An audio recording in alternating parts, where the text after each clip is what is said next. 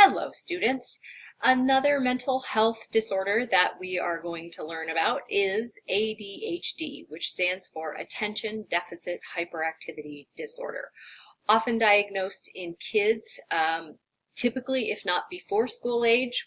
By the time kids get to school, ADHD presents some problems in functions of everyday life. And typically, if someone is going to have this diagnosis, they will get it before they end up leaving the first 12 or 13 years of school.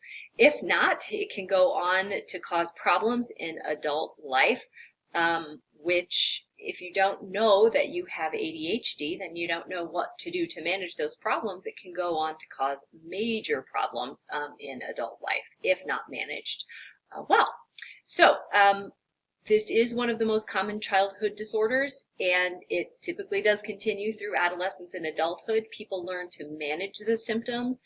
People learn to manage their everyday life with it rather than a cure, because there is not this time a cure for ADHD.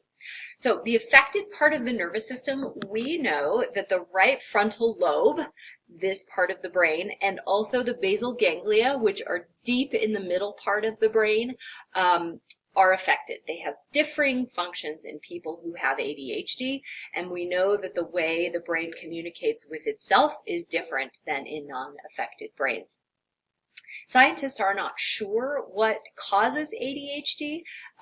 Genes can play a role, so if you have a parent or a close family member with ADHD, that makes it more likely that you would be diagnosed with it, but it is likely from a combination of factors. So in addition to genetics, possible environmental factors are involved, and also brain injuries can cause ADHD.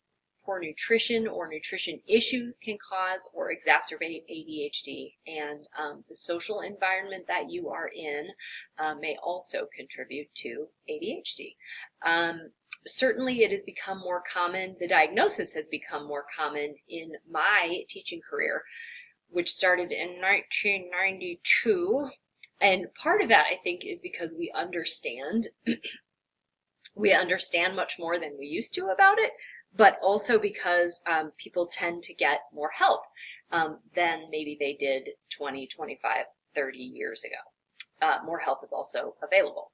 So there are three key symptoms that people who have ADHD may have. You may have symptoms in all three categories, one or two of the categories. Certainly people who have ADHD do not experience all of these symptoms in all of the categories. So inattention, being easily distracted, missing details, forgetting things, frequently switching from one activity to another. Hyperactivity, that's the H of ADHD. Being constantly in motion. If you are told to sit still, feeling the urge, the need to move at least some part of your body. Having difficulty doing quiet tasks or activities. And then the last major category is impulsivity, impatience, blurting out inappropriate comments or saying things at inappropriate times, showing emotions without restraint, and acting without thinking first about the consequences. Again, some people have more than one category of these experiences, and some people don't experience all three categories. People who have ADHD don't experience all three categories necessarily. So there is no cure for ADHD. There is medication available, and interestingly, the medications that are typical stimulate the brain.